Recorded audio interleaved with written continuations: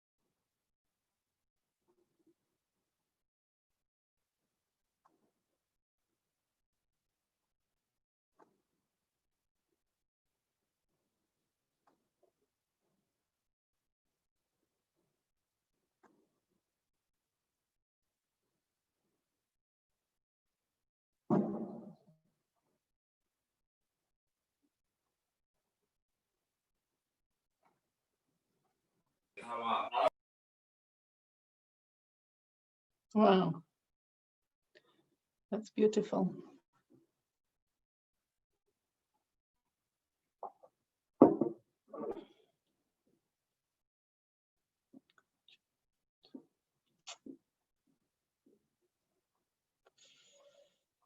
Mm-mm.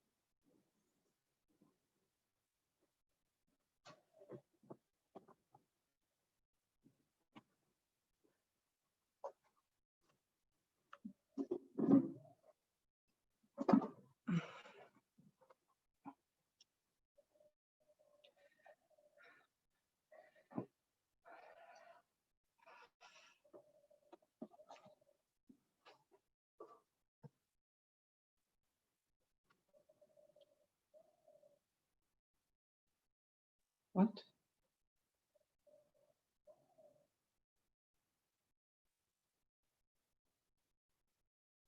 Message.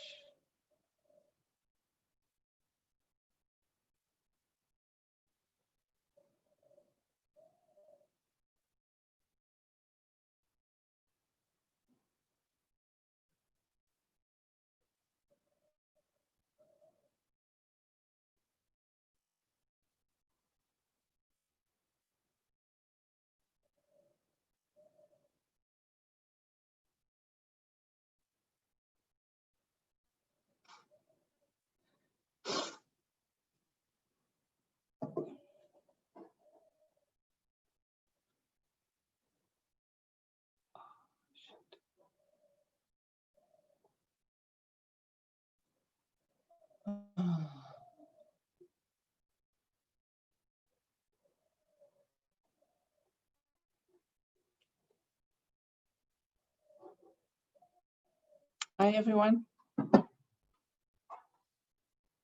Let's see if the sound is working. Can you all hear me?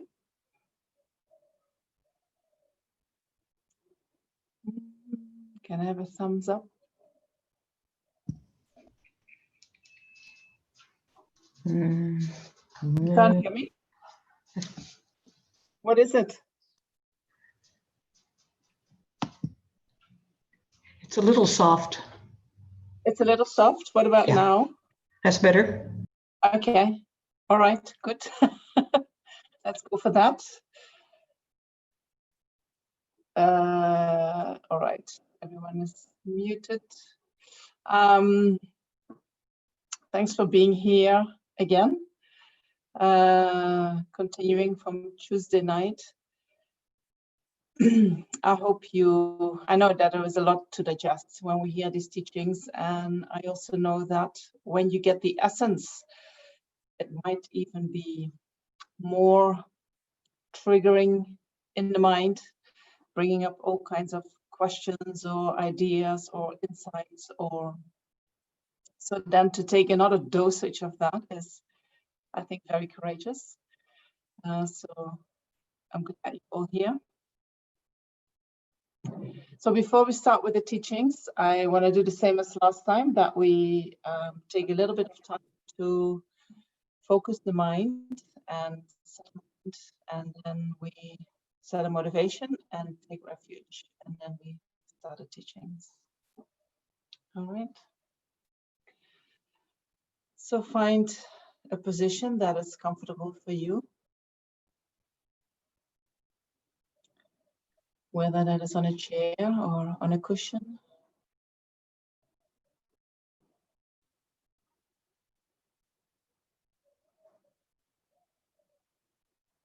And to make the mind active, it is helpful if your back is straight.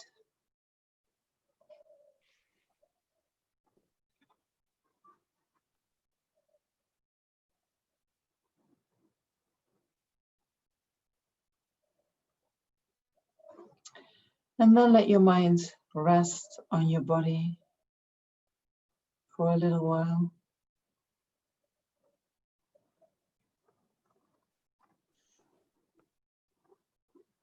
You let go of all the thoughts that are connected to the past. They all come to rest in the present moment.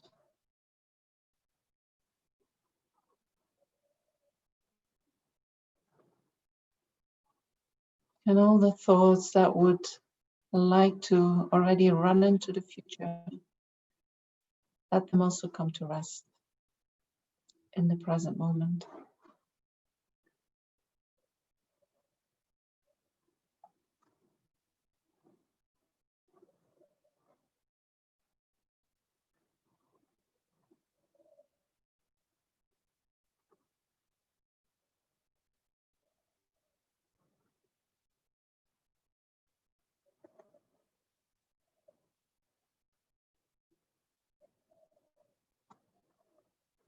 Being present is the best preparation for a good outcome in the future. And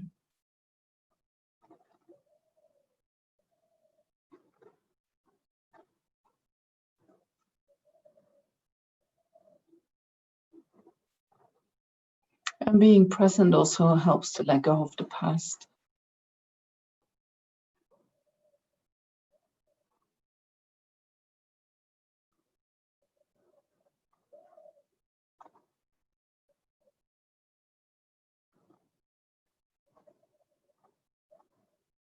So whatever you're trying to do with your thinking mind happens naturally when you let go of that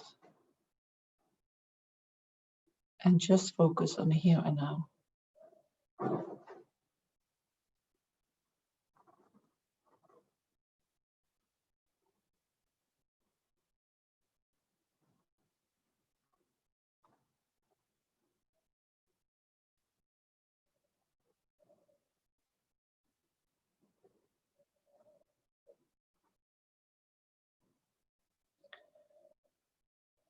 Tonight we're looking at our own mind.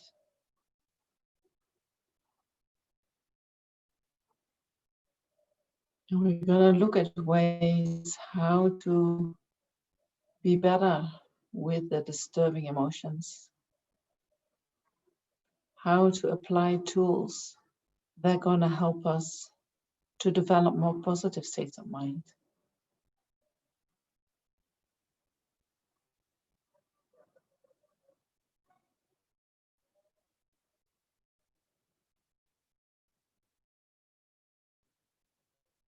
And when we are able to apply these tools, our insights into the nature of reality will grow.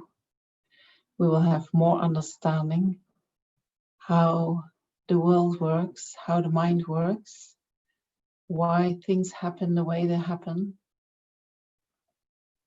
So our wisdom mind will increase. And by understanding our own mind, we will also find more understanding for the mind of others, the problems that others make, the suffering that others go through. And we can feel for them because we know what it is. Which means that our compassion will grow.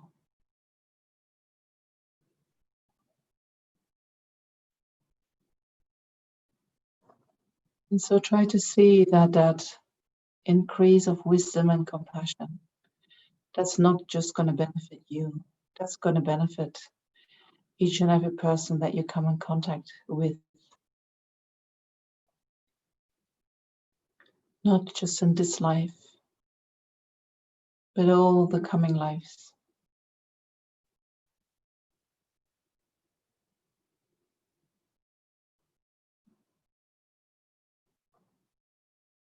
So then in Buddhism say we do that for the benefit of all sentient beings.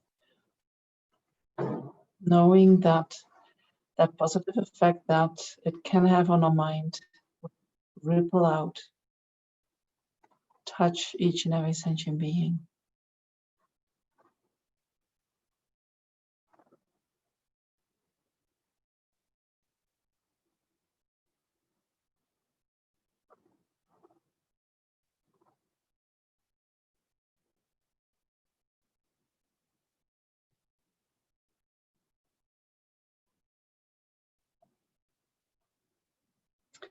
And with that in mind, we can take refuge. And we'll do that once in Tibetan and 2 times in English. Sangye cheran sangye chonamla janchu badurani kyapsuchi nage jinsangi pe sonamgi drola pinche sangye rupam. I take refuge until I'm enlightened in the Buddha, the Dharma, and the Supreme Assembly. By my merits of practicing giving and the other perfections, may I become Buddha to benefit transmigratory beings. I take refuge until I'm enlightened in Buddha, the Dharma, and the Supreme Assembly. By my merits of practicing giving and the other perfections, may I become a Buddha to benefit transmigratory beings.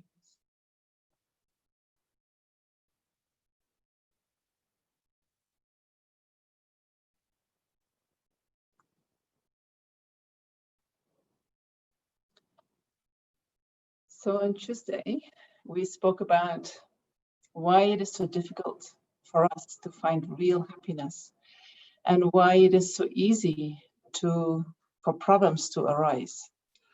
And so today we're going to look more into the tools that we can find in Buddhism that to work with our mind, to work with problems, to work with, the disturbances that arise. So the root cause why we cannot find the happiness that we are looking for and why the mind is so easily disturbed is what we call the self-grasping mind. The self-grasping mind is that mind that has this appearance of an objective self, an independent, autonomous self. I appears like being something objective, existing from its own side. And we believe that the I exists like that. We believe that the I exists in the way it appears to us. But according to Buddhism, such an objective self does not exist in reality. In reality, a self does exist, but not as an objective thing. The self exists in independence of causes and conditions, and dependence on the mind, labeling it. So this self, as long as it appears so autonomous and objective, that self has certain needs and it has certain wants, right? tells you, now I want to do this, now I want to have that, I would like to have this and this. The self, and we think it's myself, it's the I who is giving me that message. And then we, as the biggest cherisher of that self, we do everything we can in order to satisfy itself. But if we analyze, so then how do we do that? We satisfy by following what we like and by staying away from what we do not like. So we follow when pleasant feelings arise, even the idea, oh, I would like to have a cup of coffee, the pleasant feeling is already coming. And then I get up and I'm going to get a cup of coffee. So I follow my pleasant feelings with my attachment. And that is what I believe is giving me happiness. And when unpleasant feelings arise, or I have a thought, and due to that, unpleasant feelings arise, then the mind reacts with, no, I do not want to be with that. I want to separate from that. So this following with attachment of the pleasant feelings and having the aversion when unpleasant feelings arise, that is actually our problem.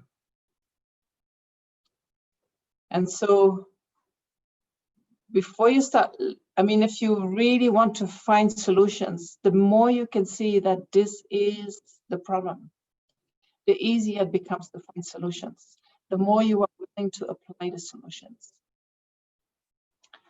So if you still have the feeling, I'm not sure about this, keep going over it with your mind. Repeat it and try to see it, with time. It takes time. It took me many years. And I still, in my own mind, it's very difficult, because as soon as attachment arises, it appears like, I have to go for that. That's just the habit that we have for lifetimes, and if I don't like something, there is immediately aversion. Even if I know that following that aversion is not going to bring me happiness, still there is the aversion trying to get away from it. So that is what we need to train the mind in, first listening again and again until you have a really clear idea how it works, and then seeing that that is not bringing you what you want, and then doing things differently. Trying to catch yourself when you go into the habit. Because when we analyze following the attachment, what does attachment do to the mind? What does aversion do to the mind? And all the disturbing emotions that arise in dependence on that. How much real happiness do we experience in dependence on that? If you really want something, think about when you're addicted to something. I need that cup of coffee in the morning. If I don't get it, you become very upset, right? That's attachment. We think that feels good, but check when there is attachment and you do not give your attachment what you want. How much suffering is there? And even if you give the attachment what it wants, is that real happiness? Is that real satisfaction? How quickly come the mind after that and say, oh, I want more, or I want something different?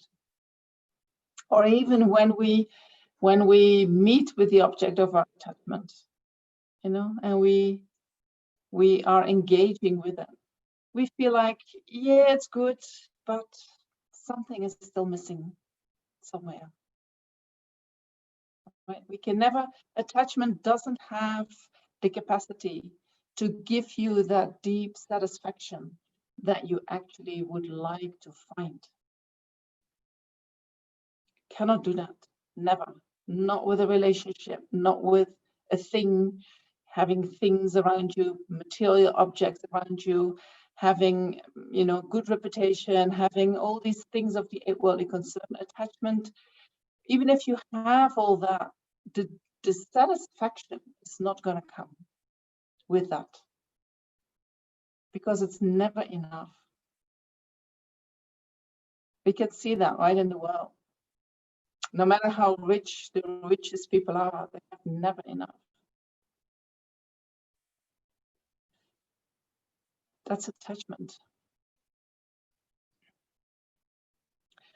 So when we can see that aversion and anger, we can see that aversion and anger, yeah, they're harmful, but attachment is not that harmful.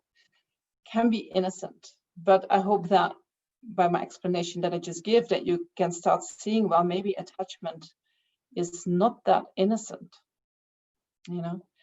Make it big. Don't give it what it wants, and then see what happens. That attachment is not so innocent anymore. And we can also look that in the world, that we do many things, we harm many other beings out of our attachment. If you are a lover of meat or any other animal products, we cause harm in order to get these products. And you might say, yeah, but I'm not doing the harm. But still, the animals get harmed by us wishing for the products. Or we might, want something that don't belong to us. That attachment seems to be the one that is going to help us to get that. But we create negative actions. So attachment is a driving force, that it feels quite all right, not bad, not too bad, it promises you some happiness. But if you really look into the actions that we are doing in order to get what we want, at the moment we are destroying the planet, because we all have these huge needs, and even if you have little needs, it is still the needs, and I'm not don't beat yourself up for any of this. This is just how we function. But due to our needs, we want more, we want more, we want more. That's attachment. So in the end, attachment, if we are with many people and this attachment and maybe big wishes, because the poorer countries, when they start becoming a little bit more rich, they also want more. They want the same as us in the West. Of course they want. But can you imagine every Indian with a car? What is going to happen in India? So, and then it's not that I don't want them to have any of that. I want them to have everything that we have. But you can see that it will be very difficult for the planet to provide each and every person everything that we want. And if we do it, we destroy our own planet. So in that sense, attachment is also destroying. If we look at individual attachment, if you attach to food, if you are because of that obese, if you are attached to drugs or to anything, we talk about drugs and food and maybe cigarettes, but it can be sex, it can be social media, it can be anything. Whenever that attachment is out of control, we are starting to create causes for illness, for sickness.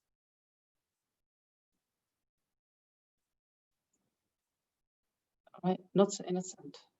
In the moment, it seems quite all right. I do only one little thing. But if you do that over and over and over again, you are creating the causes for suffering. Suffering in this life and also suffering in next life. Because it disturbs the mind. Attachment is a disturbing emotion. Therefore, a negative emotion.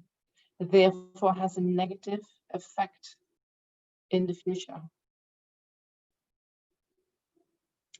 So not so innocent, but it appears like that. So what we would like to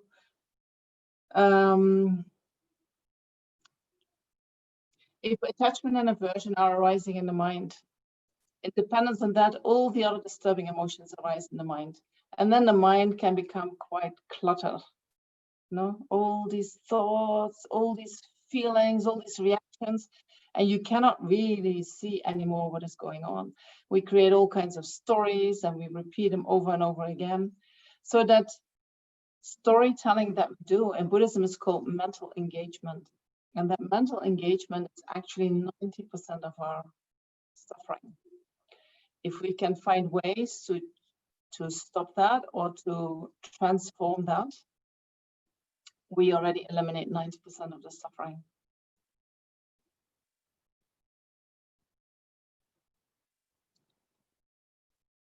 So if you think about a problem that you have had recently, and if you can bring that back to attachment to pleasant feelings or aversion to unpleasant feelings,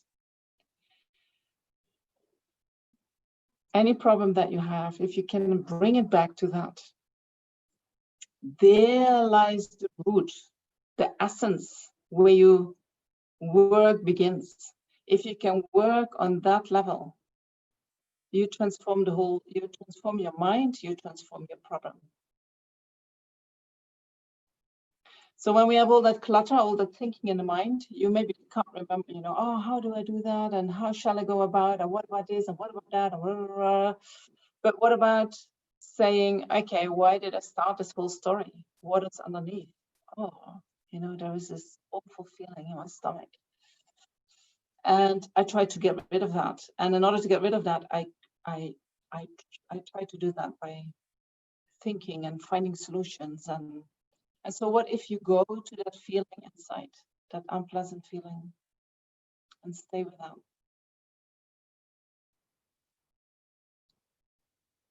If you can do that, the moment you can do that, the pleasant feeling can arise and then dissolve back into the mind, then it's gone.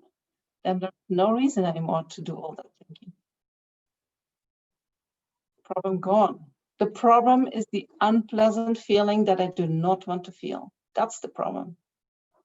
And all the other is the story that I create around it. It's not a real essence. Creating a story and then trying to solve the problem with the story is never going to bring the solution that you're going to feel, yes, now it's gone. It cannot. Because the problem is that you do not want to feel that unpleasant feeling is arising in your mind, and you stop that. And you stop that by creating all that thinking. So once you go to that pleasant feeling and can connect with it, and we will talk about that later, how you do that. As soon as that pleasant feeling, a feeling is just, it arises and then it dissolves back. So if we can let it arise, so that it can dissolve back into the mind, then whatever arises in dependence on that unpleasant feeling is gone. Right? This is I find, for me, that's the discovery in Buddhism after 25 years. This is, for me, the main thing that helps to transform the mind quite quickly.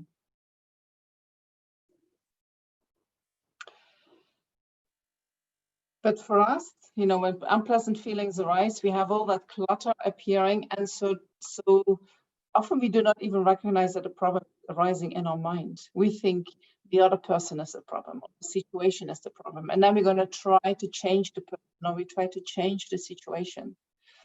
And we forget to look into the mind. And we think if the situation is changed, my problem is gone.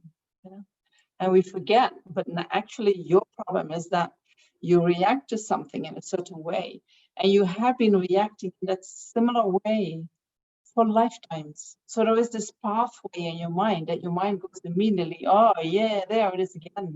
I've done this before. I know how this works. Now I'm going to try to solve it. So we have a strong habit of reacting in a certain way.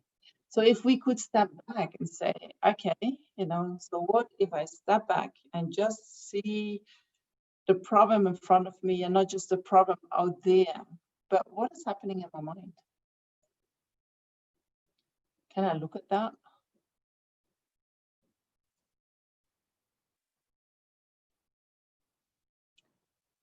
Can I look at that and just leave it as it is? instead of trying to resolve something. That could be a very good first step.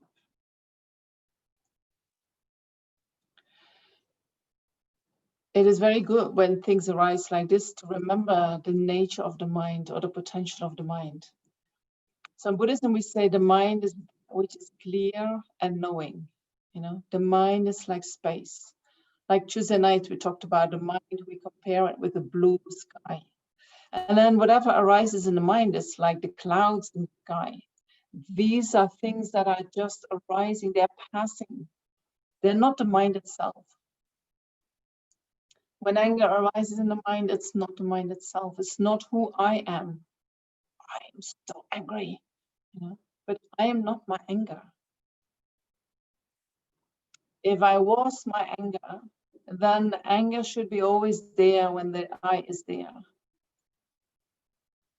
And that's not true. Sometimes anger arises, and sometimes loving kindness arises, or other things arise in the mind. But when anger arises, it seems to be so what we are. And that anger seems to be so real. And we seem to be so right about what we are seeing. Right? Anger is very right. If you feel that you are right, and especially if you want to get your right, somewhere anger is in the mind, trying to get what it wants. Also, an attachment arises in the mind. You know, whatever we see out there seems to be so wonderful, so delicious, so, oh, I want that, I want that. It's true, it is really like that. So that the belief in that things are truly existent, what we think they are, but it's not like that. It's just our vision. It is just what arises in our mind. If things were truly bad in and of themselves, or truly good in and of themselves, then everyone would see the same thing. And we know that that is not true. Right? What is good for us is maybe not for others. So when we contemplate that, you know, the nature of the mind is clear and knowing. So whatever arises in the mind, yes, anger is arising in the mind, but it is just like a cloud. It is coming and it is going.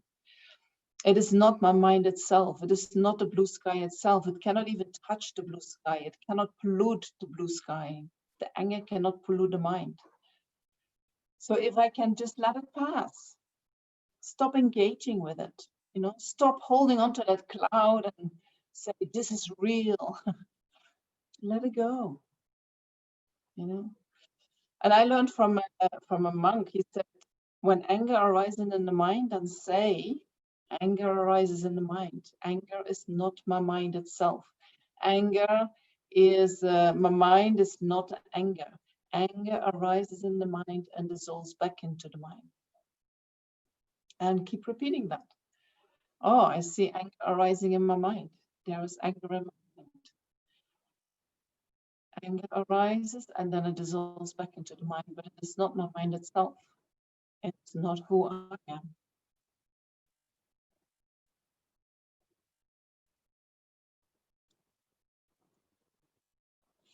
So the anger is not true. It arises from causes and conditions. As long as we are ordinary sentient beings, but even the bodhisattvas, I think, on the path of accumulation can become angry.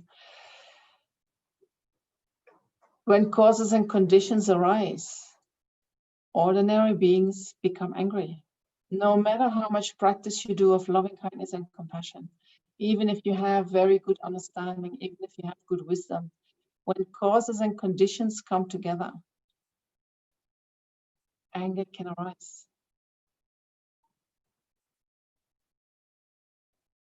Right? So that doesn't make us bad people. That makes us people. Just as attachment arises due to causes and conditions. You know, if you have strong attachment and you want to change that, you know that you have to stay away from certain objects. at the beginning. Right? That attachment depends upon causes and conditions. When the object is there, attachment is much more likely to arise than when the object is not there. So while we are not on that level where we have real control over the delusions, we have to help ourselves and say, I have to be careful with the causes and conditions that I create. If I have strong attachment for something, you know, don't get it in your house. Don't come close to it. If you have strong aversion for something, walk around it. Try to avoid it. You know, there's nothing wrong with that kind of avoidance. If something makes you really angry, why would you go there? The anger is not going to help you to resolve the issue. So maybe stay away and try to collect enough information and enough wisdom and enough compassion so that you then maybe can go back to that situation and be there in another way with different causes and conditions. So knowing that means that if things arise from causes and conditions, if anger arises from causes and conditions, then attachment and also loving kindness and wisdom and compassion, we can think, okay, which kind of causes and conditions do I gonna create so that the qualities that I would like to have in my mind arise more often, more easy. And the qualities that I do not like to arise, what can I do that they have less chance of arising in my mind? If something would be really my mind, then no matter what I do, I cannot change it. But because things arise from causes and conditions, I have a lot of potential to work with them. What are the causes and conditions for me to have more compassion? What do I need so that I can have more compassion? And then you think about that, and then you try to find that in your life. And that is going to help you, support you in developing more compassion.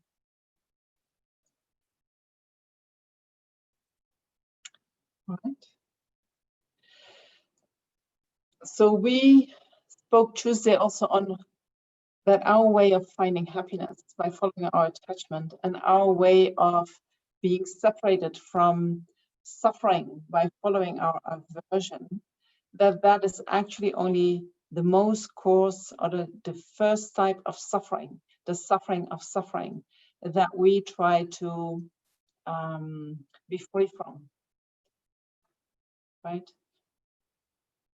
And that is something that we share with animals, and that as human beings, we actually have intelligence that can help us to work with more subtle,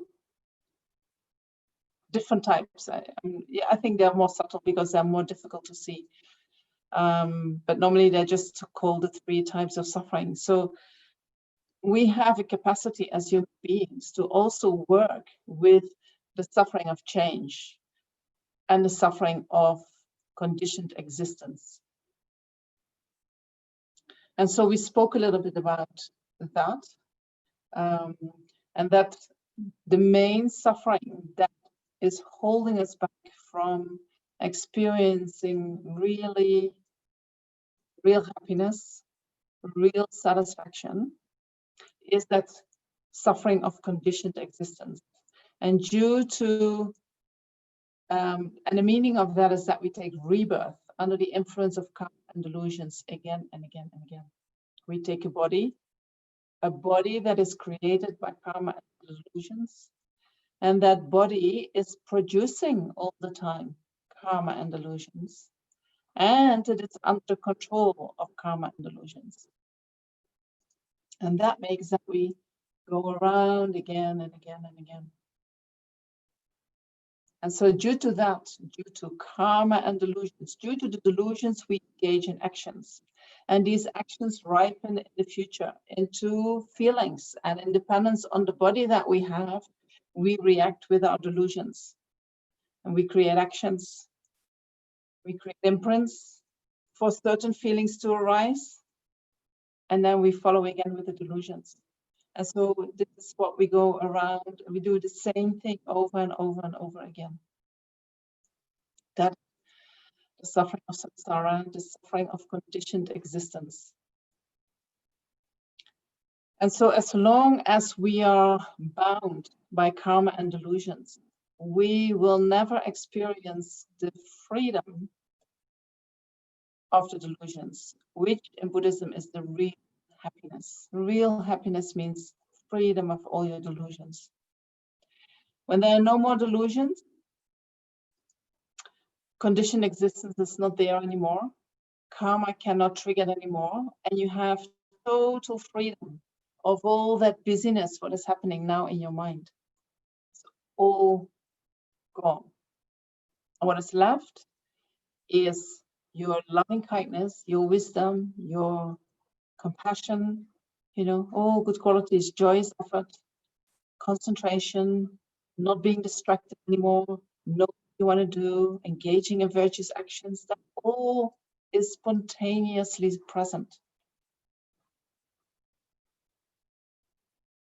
Right? This is what we eventually want to do, not just being free of the suffering of suffering. You know already how to do that. And it doesn't really, it works in the short term, sometimes, but on the long term, it definitely doesn't work. And I know that you know that. But if you really want to get free of suffering, you have to go and really understand the suffering of conditioned existence and wishing to be free of that, finding ways to be free of that. So we're going to look a little bit how we can do that. Look at the time. I wish I could speak 3 times faster than I do. So the cause for conditioned existence is karma and delusions. And so what can we do from Buddhist perspective? Karma and delusions. We can look both of them, right?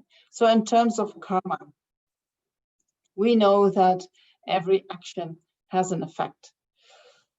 And we, by wanting to be happy, by following our pleasant feelings, that is a very short-term view. So, I know that one Lama, he once said, you Westerners are so obsessed with your feelings. If you would focus a little bit more on your actions, and in the beginning, I didn't really understand, like, what's the problem? We are focused on the feelings. But if you all the time want to feel good, I just want to feel good, I just want to feel good, the tool that we have to feel good is attachment. So just the thought, I want to feel good, attachment is right behind it, There's no gap. I want to feel good, attachment is there. Well, if I'm focused on my actions, I need to have my rational mind a little bit more present and look at what am I going to do and why am I going to do it? How can I do things differently? How can I do things so that they become more beneficial, so that they become less negative, more positive? I want to feel good. There is no thinking there. That's just the emotional mind. And what we do is we use our thinking to justify that action that we're doing. Buddhism turns it around and said, no, look first, what kind of action do you want to do? And check if that is really a positive action, if that is a benefit, that action. And then engage in that action with the motivation to be a benefit. Right? So this is an important one, changing the focus from I want to feel good to what kind of actions am I engaging in?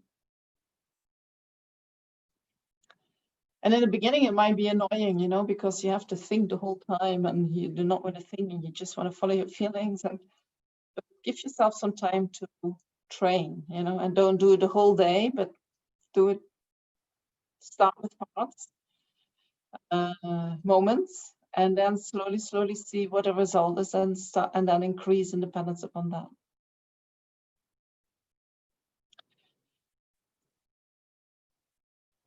And so for the rest of karma, I'm going to refer you to the Lamrim books, right? You can read about all these virtuous karma, what is non-virtuous karma. So check your actions and try to stop as much as you can the negative actions. Because any negative action, any action that comes in dependence upon anger and attachment, not any action, but many actions, actually harmful. So we have to check. We are in samsara, samsara is in the nature of suffering. So we can be sure that if we just act out of habit, harm is so easily done, because that is our nature at the moment. This is how our body is created. This is how our mind works. So we need our rational mind to check. Is that really true? Is that really true? Is it really beneficial? Is that going to help me in the long term? Is that okay? And so then if we're going to look at the delusions, the source of the delusions, and then I'm talking about the very strong ones, the aversion, the anger, and all the emotions that come from that. They arise in dependence upon unpleasant feelings. And so if we could trace back the problem that we have to that unpleasant feeling that we do not want to experience, and we try to connect with that unpleasant feeling, and then we try to create a condition so that that unpleasant feeling, we allow that to arise in the mind so that it can dissolve back into the mind. If we can do that, I think that's the most powerful way of counteracting our delusions, because it would eliminate these negative emotions, the anger, the resentment, anything that arises in dependence on that. But I also think that we use our attachment a lot to get away from these unpleasant feelings. And so once we can be comfortable with these unpleasant feelings, the attachment that was arising before in order to distract us from these feelings, it's not needed anymore. So I think once we can be with unpleasant feelings, our attachment will be more proportional, will be less agitating, will be less strong in the mind. So how do we do that? How can we be with ourselves in a compassionate way when unpleasant feelings arise? And we have them all. And we all have lots of strategies not to go there. Because we have sometimes all kinds of judgments on these unpleasant feelings, or maybe we receive judgments from others when these feelings were in the mind, and that can go back to very early periods in our life. Depending on how your parents helped you to work through unpleasant feelings, most likely that is what you're telling yourself today when these feelings arise. So if you have learned that these unpleasant feelings, you're not likable anymore when they are in your mind, or I don't know, some kind of other judgment towards these feelings, then it's very difficult for these feelings to arise, because every time when they come, you beat yourself up. So first of all, we have to accept that these feelings are part of life. Life as a human being is never a life with only pleasant feelings. For that, we need to be in the God realms, not in the human being realm. The human being realm is so famous because there is not too much suffering, so that it would prevent you from practicing Dharma. But at the same time, there is some type of suffering which is going to help you to practice Dharma. Without suffering, there's no way that we can practice Dharma. you know, no thought in the mind. Because Dharma comes out from, I want to be free of suffering.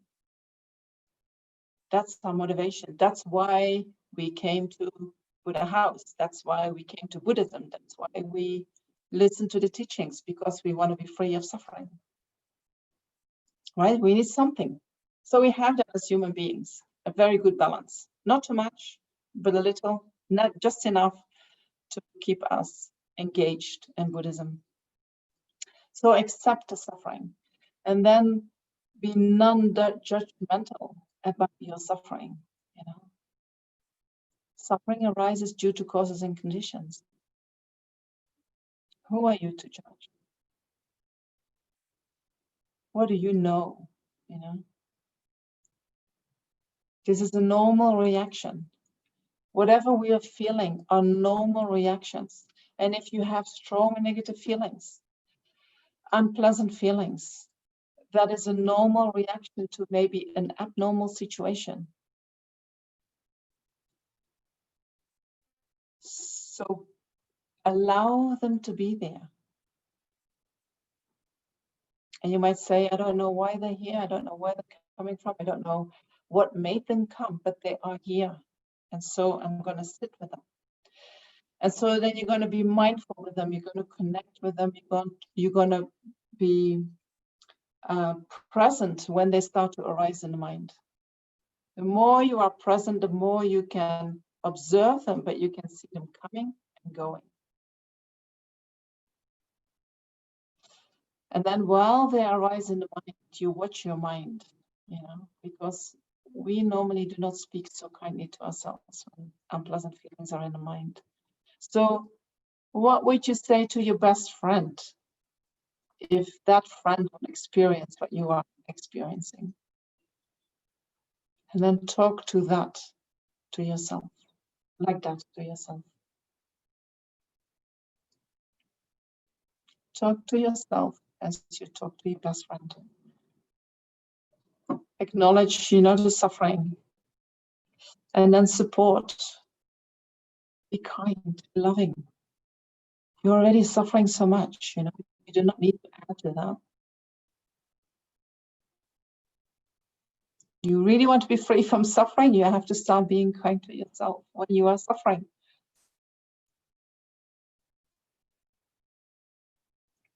And then remember that you are not alone in that suffering. You know, often when we suffer, somehow the suffering feeling gives us this very strong feeling of I, but also of separation. You know, suffering comes often with a feeling of separation. And so then it feels like it's just me. Nobody understands me. Nobody knows really what I'm going through. Nobody has ever experienced this. It's all me. So think, well, you're not the only one who is feeling this. You know, many sentient beings in the world experience a similar thing than you. Sometimes even much worse than you. You're not alone. This is a human experience that we are going through.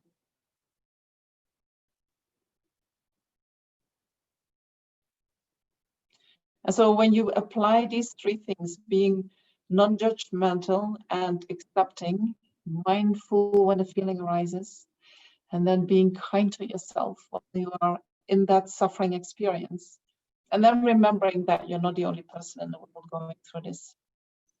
That is a very good way of being with your unpleasant feelings.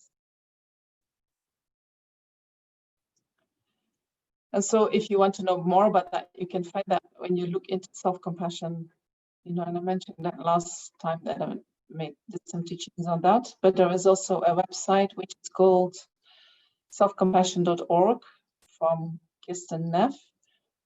And she has, I mean, just Google self-compassion. And so what they did is at the university, they did a test where they gave the students these instructions. And then they checked how long it takes before people see changes in their mind. And they said within 14 days, people feel that they have a totally different relationship with themselves.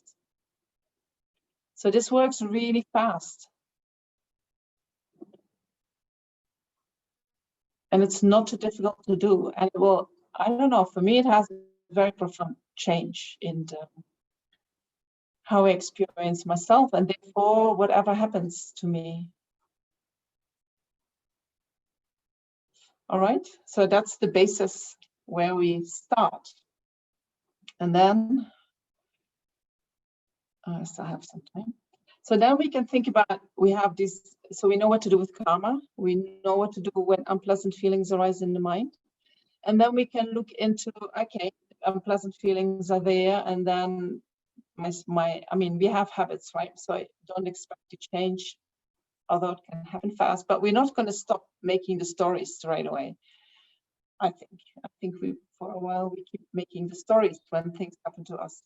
So then we can think about what can we do as a general antidote to all the delusions that arise, whether that is pleasant, unpleasant, attachment, aversion, jealousy, anger, pride, whatever arises in the mind. There are things that we can do in general that are good for any of these disturbing emotions. Right, so I call them the general antidotes to disturbing emotions. So the first one is bring the mind back to the present moment, being mindful of the present moment, not just of your disturbing emotion, but of the present moment. Because disturbing emotions, they always arise with respect to something that already has happened, or with respect to something that is going to happen. But they do not arise so easily right here and now. Why would they arise? You know, no reason. But if somebody hits me and then I have this hurt in my body somewhere, then maybe the disturbance arises. And then my disturbing emotion starts to say, why did he hit me? And he shouldn't have done that. And I wish, you know, then the talking starts. But the hit already has happened. Right? I can also say, ouch, you know, that really hurts, and stay with the hurt and feel the hurt and allow the hurt to be in my mind and let it dissolve. And once the hurt is gone, I can think, do I now want to go after that person or not? Most likely not. But as long as the hurt is there, my mind starts.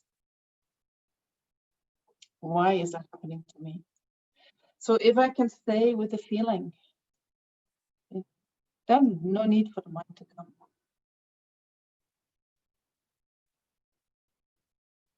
All right, that's number one. And then the second one, what you could do is you could challenge your mind and check if what is in your mind, the story that you're telling yourself, is that really true? Is it really true what you're thinking about that person or that event, or is it really true? If it was really true, that everyone should see the same thing.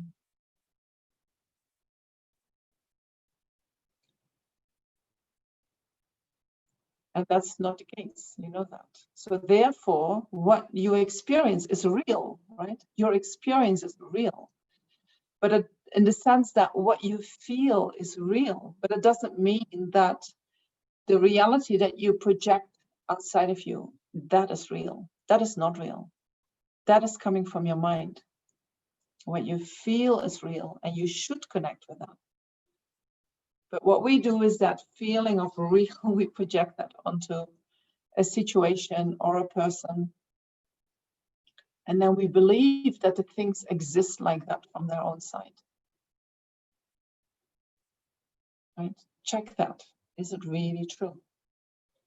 Because our delusions, you know, they are whenever there are delusions in mind, they exaggerate. They deceive us. And we believe in it. So you can, even if you don't believe in it, they still exaggerate, right? They do not lose that function, but you can stop believing it. Delusions give us the illusion that we can influence our future. They give us the illusion that we can change the past. If I get angry enough, then somehow I can stop that hurt, what has been done to me, that I cannot process. But that's never going to happen.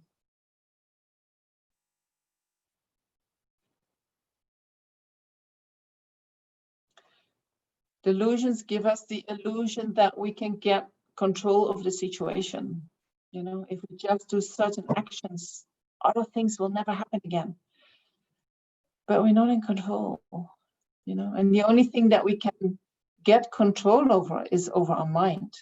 But that's not a control of like this, you know.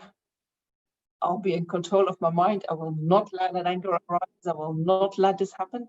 No, control means I have so much understanding of how my mind works that no matter what arises in the mind, I'm not going to react to that. That's control. That's relaxed, right? We think control costs energy and I have to put in some force. But in Buddhism, control means wisdom. Control means understanding. Once you see how things are, you know, control follows naturally. It is not something that you do, but it is something that happens due to your understanding.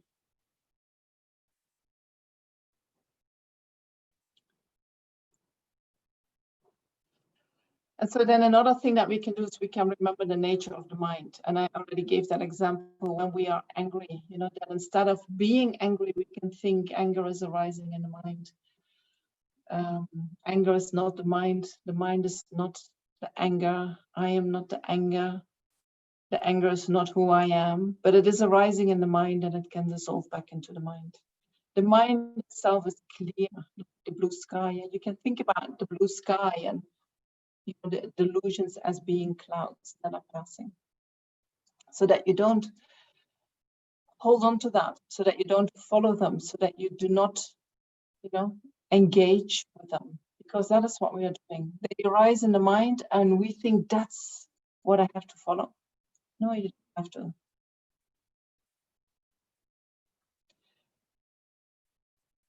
And then we can, of course, create many conditions so that the disturbing emotions cannot arise so easily. So I also spoke already a little bit about that. And besides thinking about staying away from certain objects if they cause you strong reactions, you can think about, you know, what we do when we meditate on a regular basis. We are creating causes and conditions. We are training our mind, thinking in different ways, seeing more perspectives, training the mind in applying certain tools, you know, that normally you would never think about doing that, but once you sit down and you think about it, you think, oh, yeah, I can do that, you know, and then something different happens in my mind. So there you can prepare your mind, you can train your mind by lessening the habits that we have, making them less strong and creating new habits.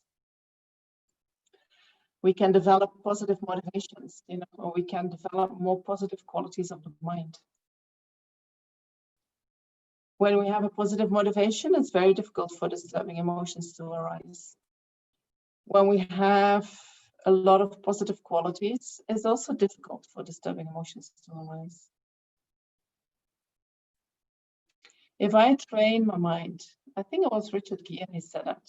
He says, every person that I meet and I shake hands with them, I think, may you be happy, may you be well.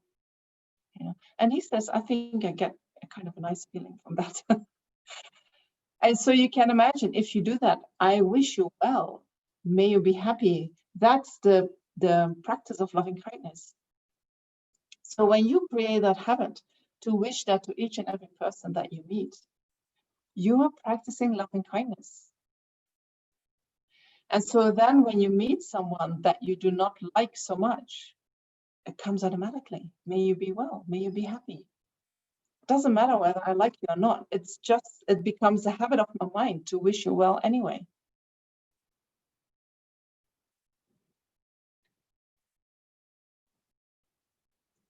So that's what I want to say about the general antidotes that we can apply.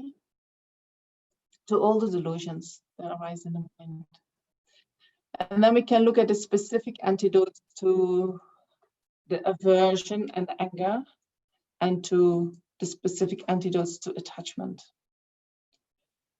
And so in Buddhism, if you have listened to many teachings, you know that they go extensively. What are the disadvantages of anger arising in the mind and you following the anger? And what are the advantages of practicing the antidote? And then they give you instruction how to do that, right? So that happens because we somehow believe that anger is actually a good quality, because anger is protecting me. Anger is making things happen. Anger is the thing that's going to help me to change this situation, right? And we have to see, maybe it's not like that. Maybe it can appear like that in certain situations, but we have to investigate if that is really true.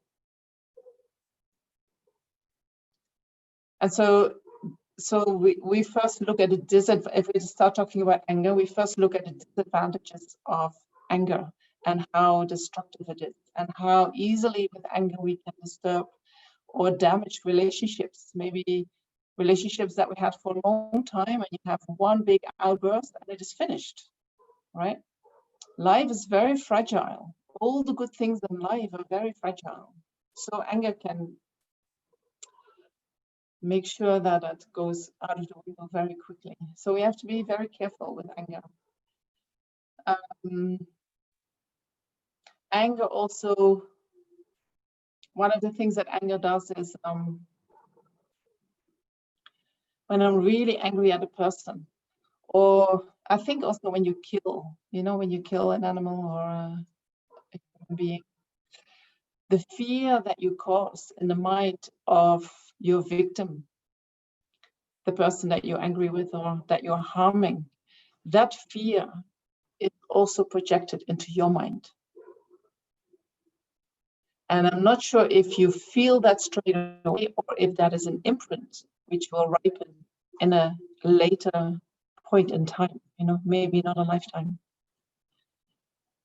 And then you're in another lifetime and you're paranoid and you think, who is behind me? Who is going to do something to me? These kind of feelings, they're coming from having harmed others, having caused fear to arise in others' minds.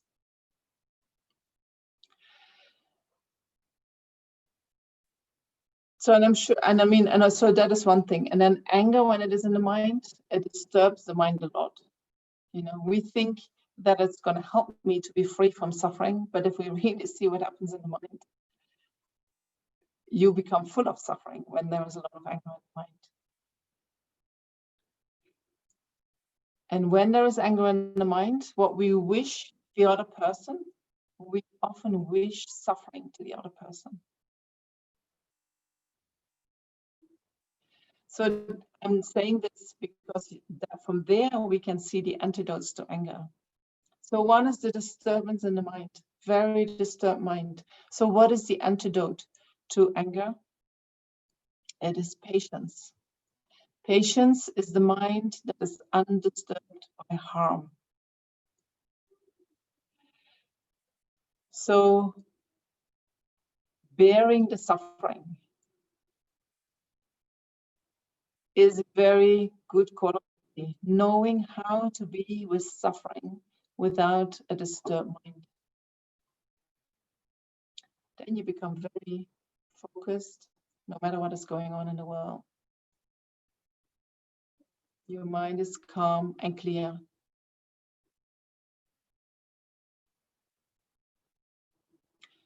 And I think being with unpleasant feelings, knowing how to digest them, that is really what is going to help you to make the mind still. It is our aversion that gives that disturbance in the mind. So being with unpleasant feelings helps you to learn how to bear unpleasantness, how to bear suffering.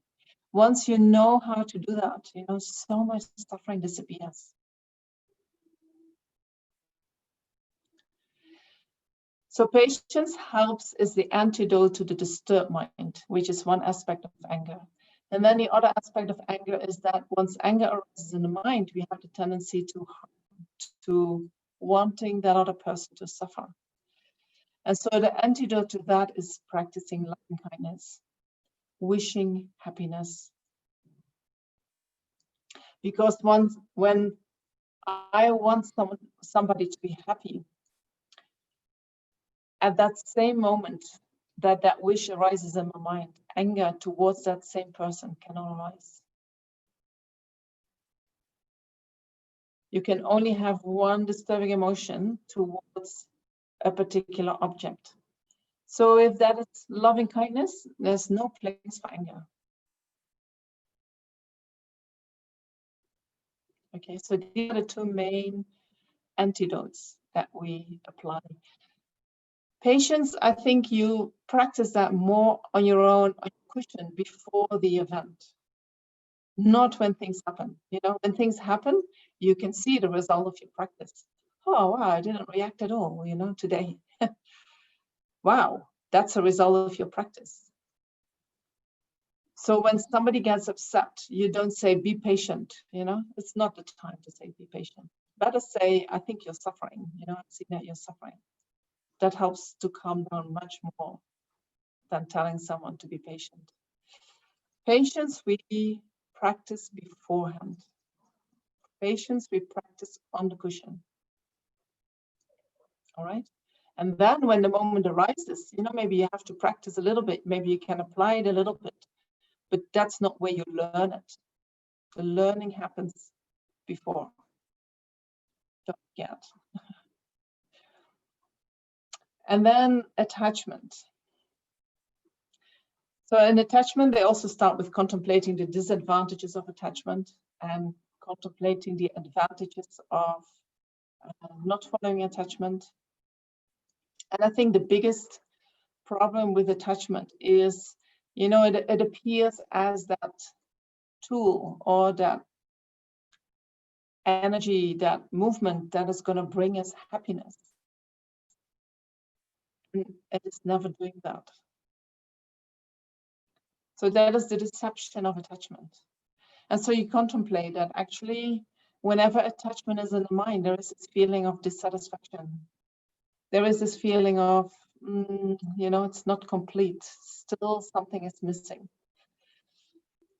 You know, even if you taste something, experience something that is really pleasant, how long does that last? And then we want to have something different or something more.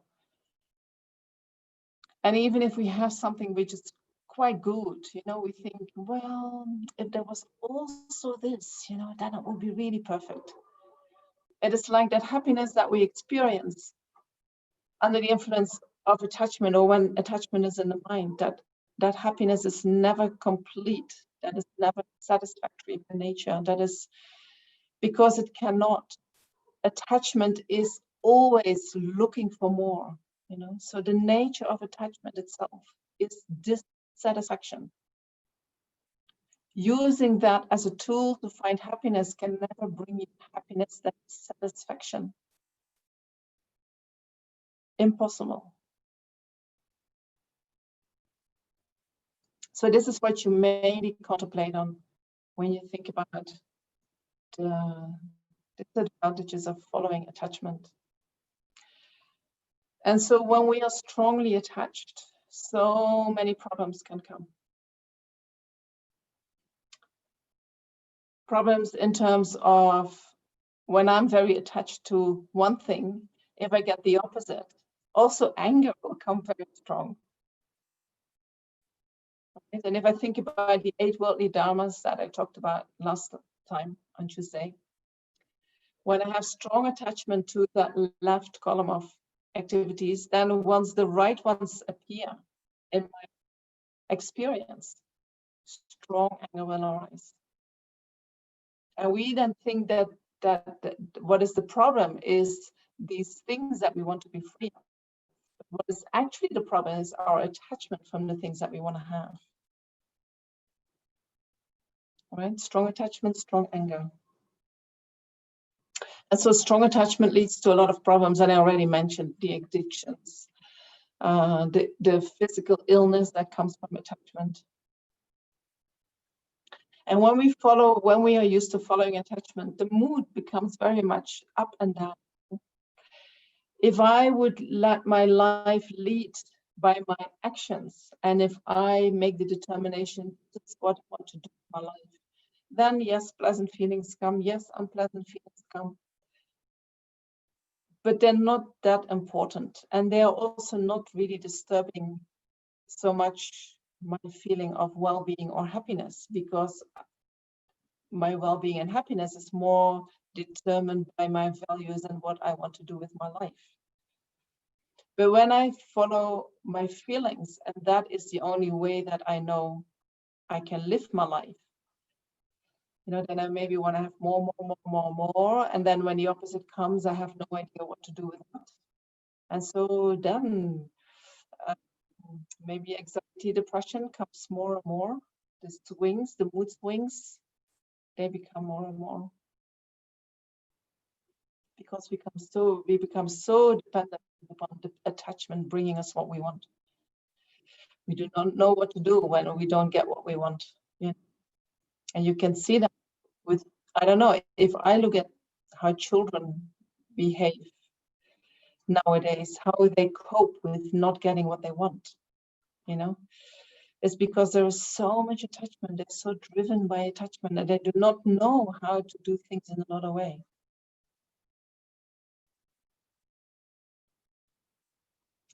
Right? That's how we create our own problems.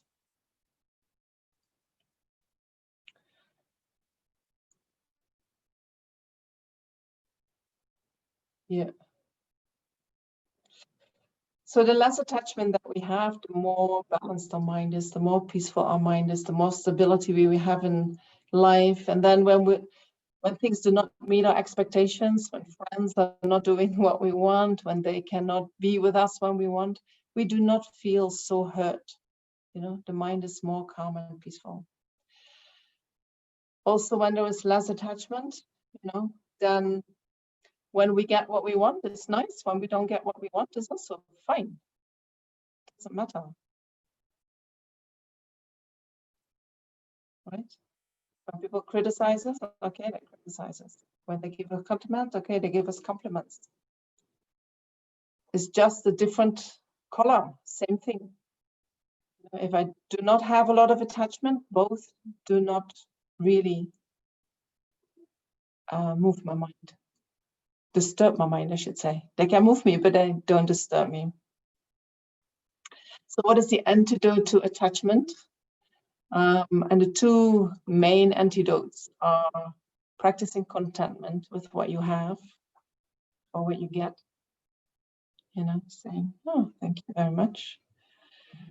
Stop that mind that says, but I wish I had a little bit more of this. No, this is what you have. You don't have more of that. Say that you have enough. And also meditating on impermanence.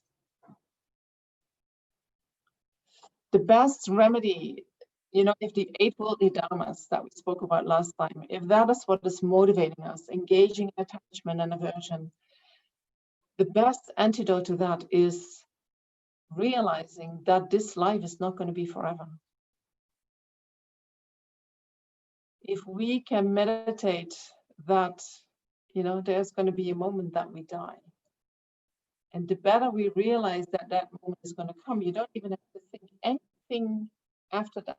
Just realize that this is a temporary vessel that we have, this body, and it's going to end one day. The better we realize that it's going to end one day, the less the 8 worldly dharmas are in the mind. Automatically, the mind is not interested, because it's not going to last. And somehow, by realizing that you're going to die, somehow the things that are more important for you than just following your attachment, the things that really have meaning for you, they start to surface. And then you start to feel more that you want to work for that or with that. you're not so engaged anymore with, you know, the temporary things of life. Right, so thinking about impermanence of yourself, and that helps eliminate, not to eliminate, but to lessen a whole lot of your attachment to this life, and with that attachment to the 8 worldly dharmas or the 8 worldly concerns. And then thinking about the impermanence of the things or the people that we are attached to, or even to the relationships that we have. You know, anything in this life is impermanent. Anything that starts will finish, you know, will not continue, because that's how things exist in life. Every relationship that we start will one day finish. Everything that we have will one day disappear. Everything that we enjoy will one day disappear. It's not going to last. It cannot, because it is impermanent. If we want things to last, we have to keep creating causes for them to arise. And then we can create a continuity of something. But within that continuity, there is a constant rising and falling.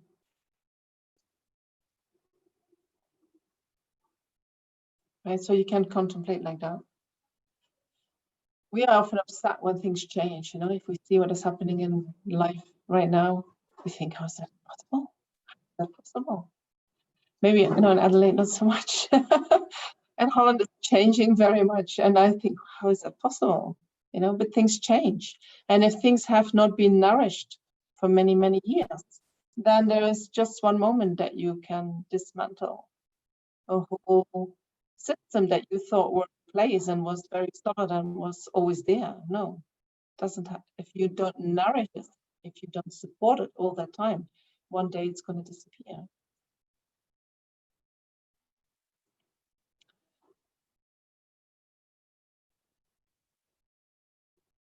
And so with attachment, you can also think about it in terms of objects. You know, if you have strong attachment to having something, whatever you have comes in a package.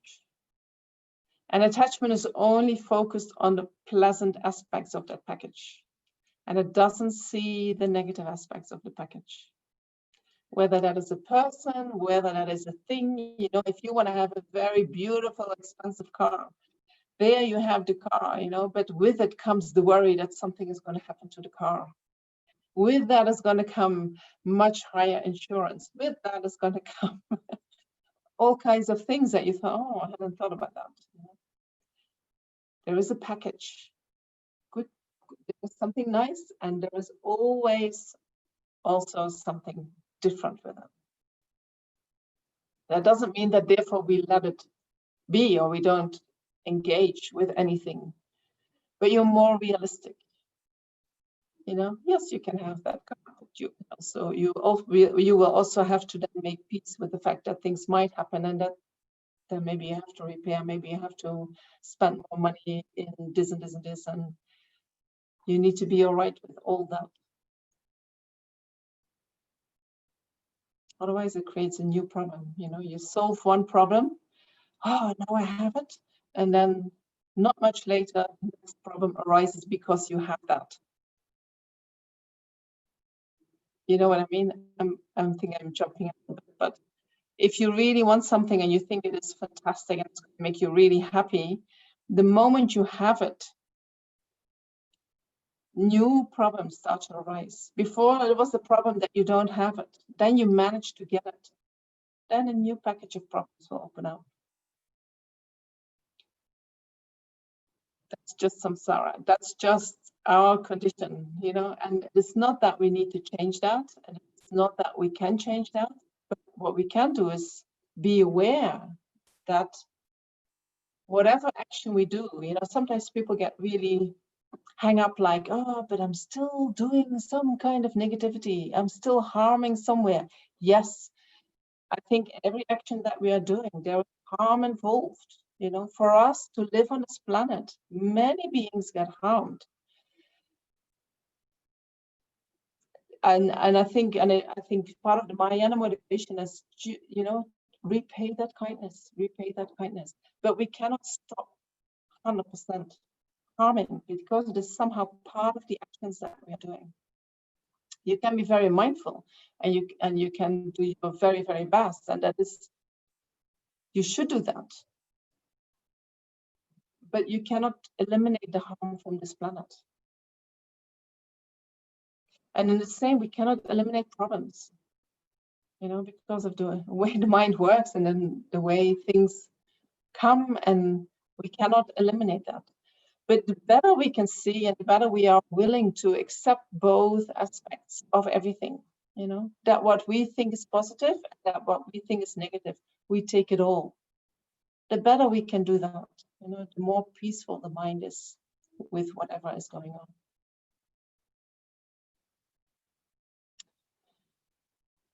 And so then I'm going to do that in 2 minutes.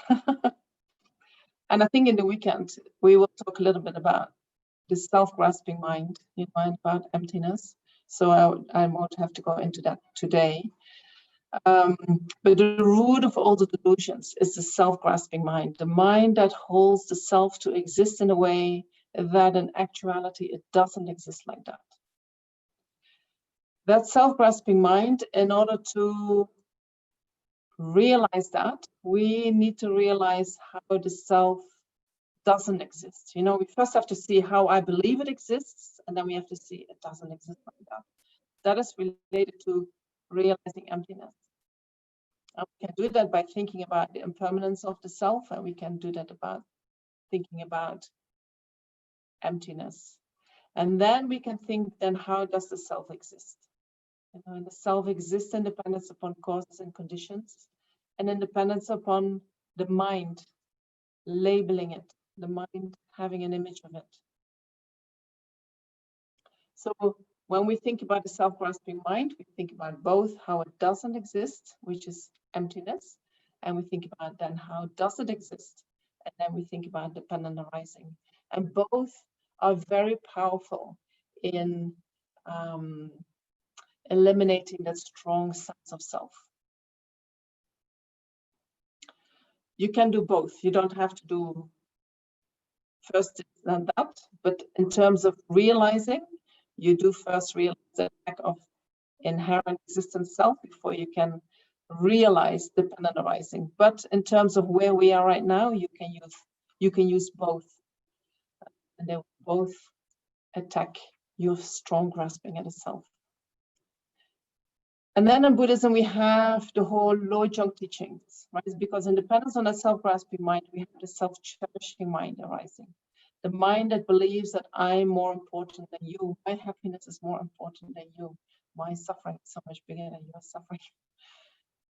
So this self-centered attitude, you know, it is all about me. So in order to change that mind, you do not even have to realize emptiness, you do not have to realize dependent arising, but you can change your focus from you being the most important person in the world to making others the most important in the world. Their happiness is more important than my happiness. Their removal of suffering is more important than mine. I'm going to work for the benefit of others. You know, who am I? The only reason that I'm here is due to the kindness of so many others. You know? So why not use then this body to repay that kindness? And so in order to go there, we need to work first with our biased mind, you know, because we all have some compassion. We all have some loving kindness, but for us, that is only back to the people that we like, which means the people who we receive benefit from. But as soon as we receive harm, or we perceive that we receive harm from someone, that wish for them to be happy is finished, right? So the way we develop we have compassion is very biased and very much dependent upon how somebody is benefiting us. As long as we receive benefit from someone, we wish them happy. As soon as we receive harm, no, we do not want them to be happy. We might even want them to suffer. So in order to change that, because it is a very limited compassion that we have, and we would like to extend that compassion, we would like to open the heart more, because when you open the heart more, that is actually, I think that is the main protection of our own mind. The more we can open the heart to others. And so we do that by realizing that everyone is the same as us, that they all want to be happy, that everyone wants to be free of suffering. And then there are different methods that you can apply, either by thinking that all sentient beings, we have a connection with them because they have been our mothers. And for this, you need to apply past and future lives. Or you can think, all beings that benefit me because even a grain of rice on my plate, so many sentient beings are involved in making that happen. So each and every happy feeling, that pleasant feeling that arises in my mind depends upon so many others. So I can think about the kindness of others like that, and then think all these beings who have died in the process, who have been harmed in the process of providing me with rice. They all want to be happy. They all want to be free of suffering. And so then you dedicate your energy to them. So these are different ways of mind training. And there are many texts that we do on mind training. And I think, I don't know, I always go back to the Lamrim, how to develop the bodhicitta mind. And there you get the steps. And, when you follow that, the bodhicitta starts slowly to increase in your mind. But I think the main thing is that biased mind, following attachment, like that, what you're doing, and following aversion. If we can change that, then all the other steps are not so difficult.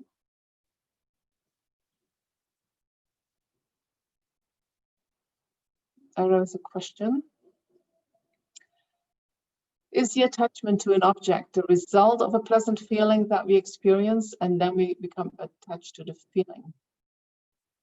Yeah, so it says in the Abhidharma, when a pleasant feeling arises in the mind, attachment follows. And when an unpleasant feeling arises in the mind, aversion follows. And what we think is, there is an object that I think is going to make me happy, and now I need my attachment in order to get to that object.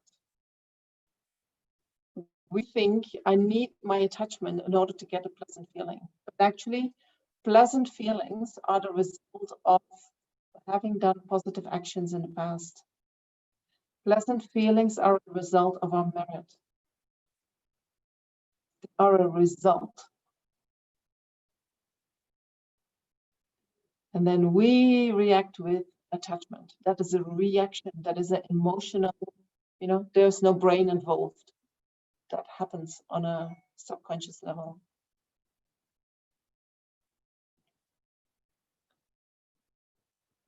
Yes.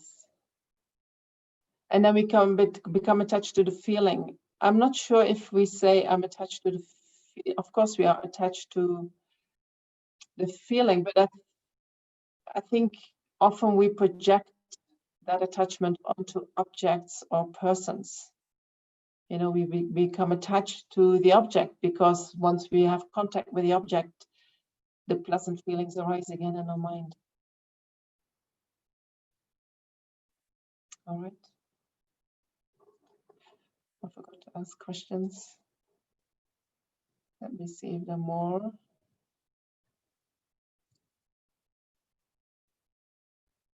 Okay. Anybody else questions?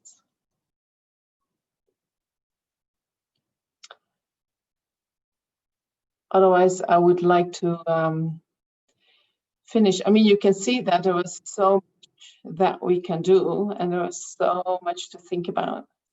And I hope that what you get from this is that if you could embrace unpleasant feelings and let go of pleasant feelings, you have the main tool in your hands to transform your mind and to transform your life.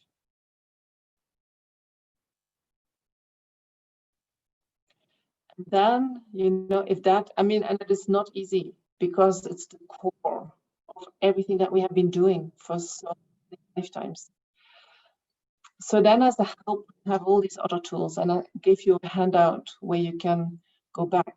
And some people, they like to work with their delusions, and some people, they like to think about the nature of reality. And some people, we all have an affinity. So start with what appeals to you, with what you feel, yeah, that works for me. I understand that and I can apply that. And that will help already to lessen some of the delusions. And then from that, you go and look at other tools that you can apply.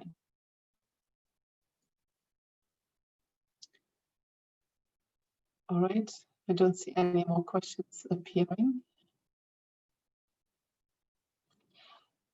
So embracing unpleasant feelings, I could call that doing tongue with yourself.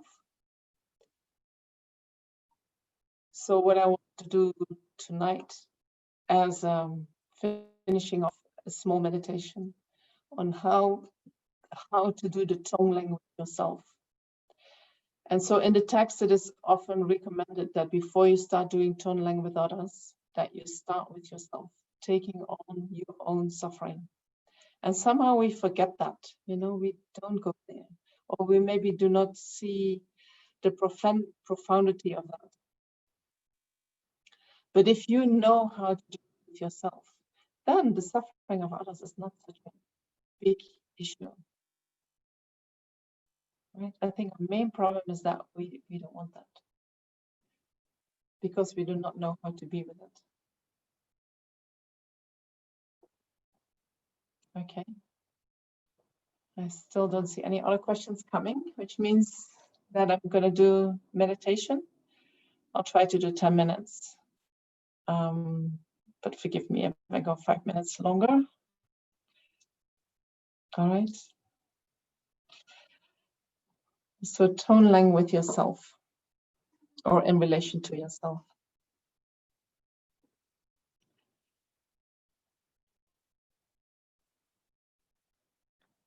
So take a few moments to relax your mind. Maybe you want to take some deep in breath and breathe out, letting go of everything that you have heard.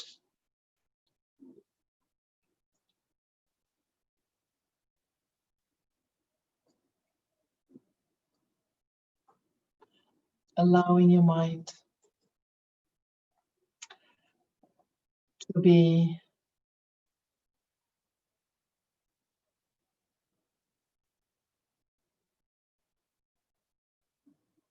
allowing your mind to rest. Maybe that's a good word.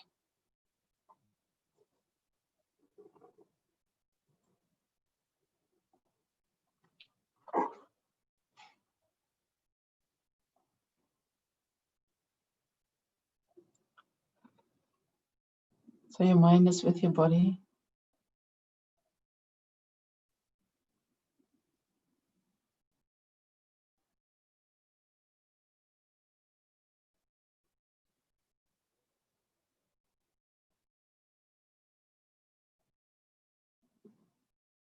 And if you find it pleasant, you can be with your mind, with your body.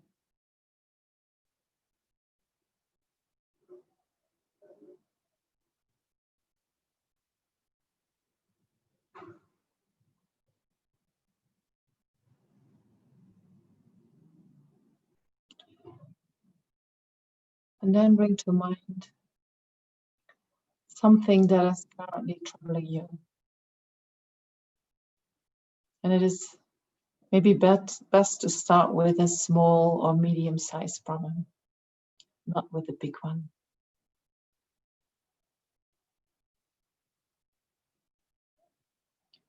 So it can be a physical problem, like a painful or uncomfortable feeling or an illness. Or it can be something emotional, such as sadness or hurt, loneliness.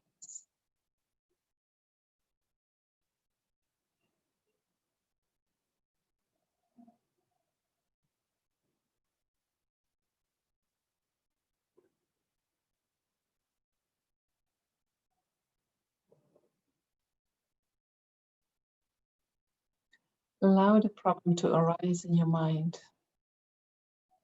and feel how painful it is and how your mind wants to push it away.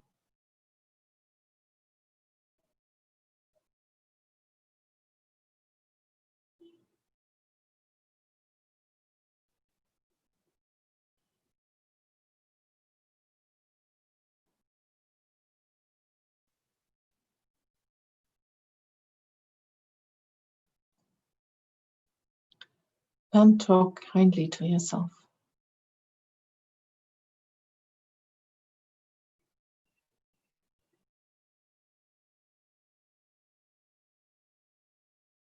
Like a loving mother talks to her child. Or like your best friend would talk to you. Or like you would talk to your best friend. Whichever works for you.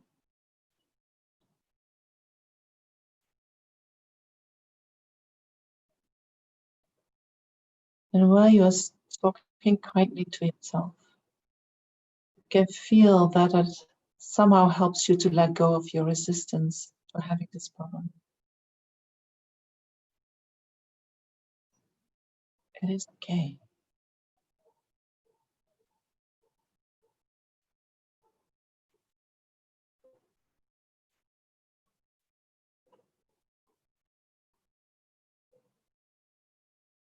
And every time you breathe in, visualize that you accept the problem. You allow it to come more close. You take it on more.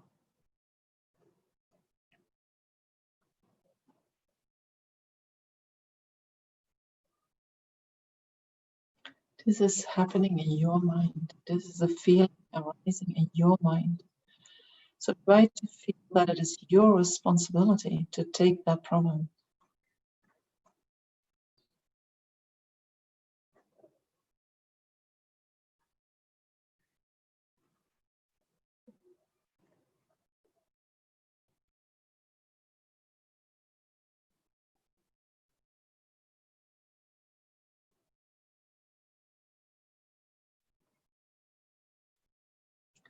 And then think, I'm not the only person in the world experiencing a problem like this. There are many others.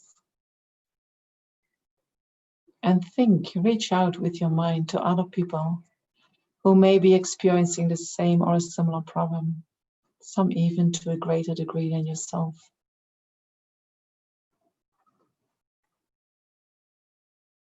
Generate compassion for them. Thinking and then really feeling how wonderful it would be if all those people could be free from their suffering.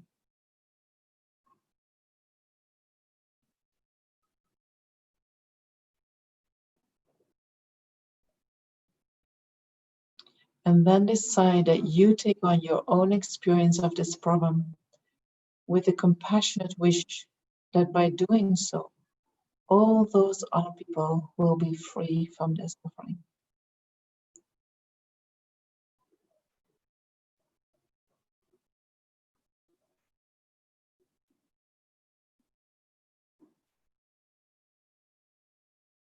You're going to experience this on behalf of all these other people. these other beings with a similar problem. May their problem be gone by me experiencing this problem.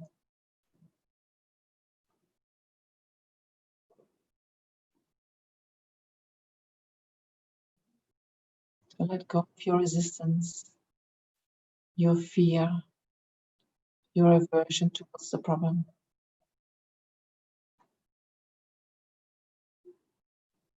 And allow your mind to rest in a gentle, peaceful acceptance of it.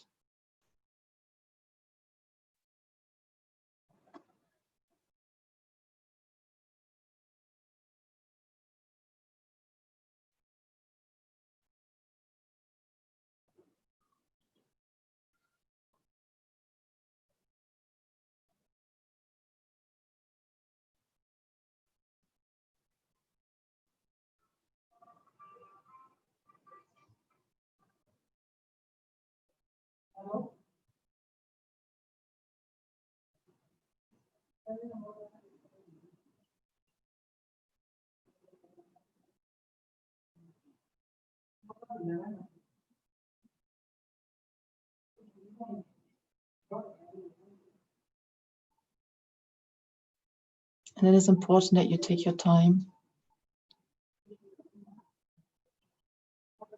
Some problems need more than one session. But maybe you can feel that even doing this for 5-10 minutes is helping to lessen your resistance. You're more willing, less afraid for feeling what you're feeling.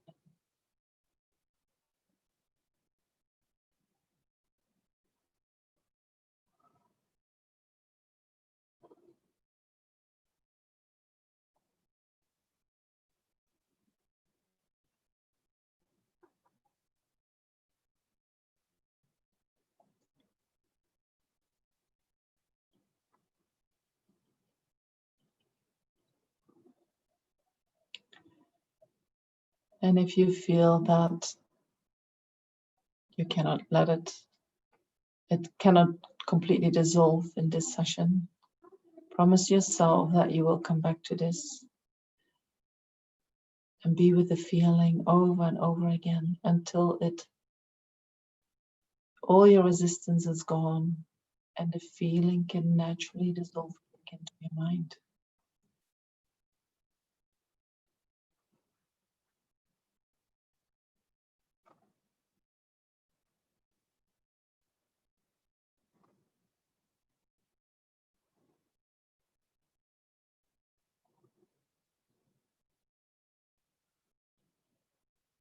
And if you want to extend this practice, you can think about taking on your own suffering that might or will happen in the future. You can think about taking on problems or suffering that has happened in the past and that you haven't digested yet. And then you can focus upon others, taking on their problems and suffering. First, those who are very close to you that you love, and then the strangers, and eventually you don't like or who have hurt you. Slowly, slowly, so that you feel you are in control, that you feel that you can handle it. This is about being gentle with yourself, being where you are.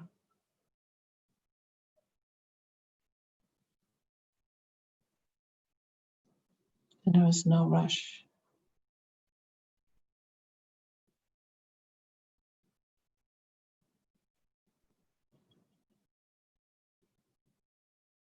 No extra goal to achieve.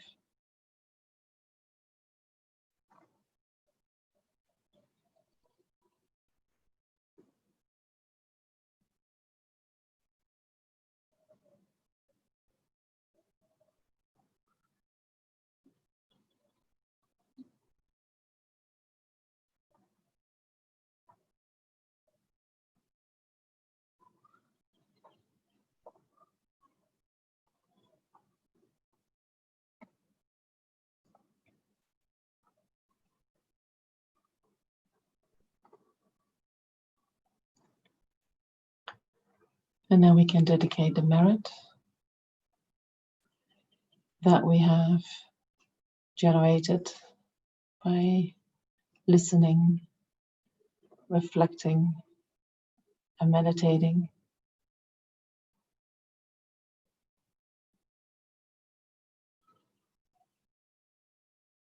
And we can dedicate that these actions might become a cause for us to develop our wisdom mind and our compassionate mind more and more, so that eventually we achieve the state of full enlightenment, the state of full awakening, in which these potentials have been developed to their utmost extent, so that we can be of greatest benefit to each and every sentient being, teaching their way to happiness. Happiness.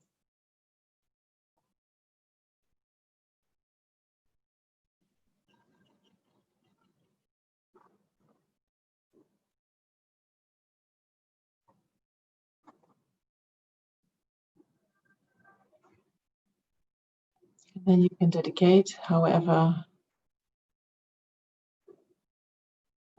is beneficial for you, how you like to dedicate the merits.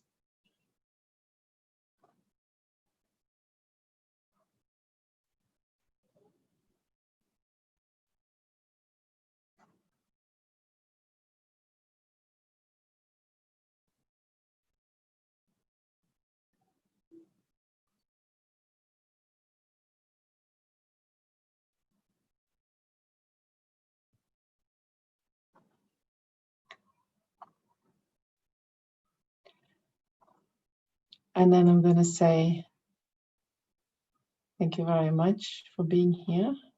Thank you for your comments. And I think some of you are going to be there in the weekend. It's going to be a brain cracker. So that will be interesting. For those who are not going to be here on the weekend, it was lovely seeing you here. And I hope to see you another time in the future. And otherwise, I'll see you Saturday. All right, 10:30 your time. Thank you very much.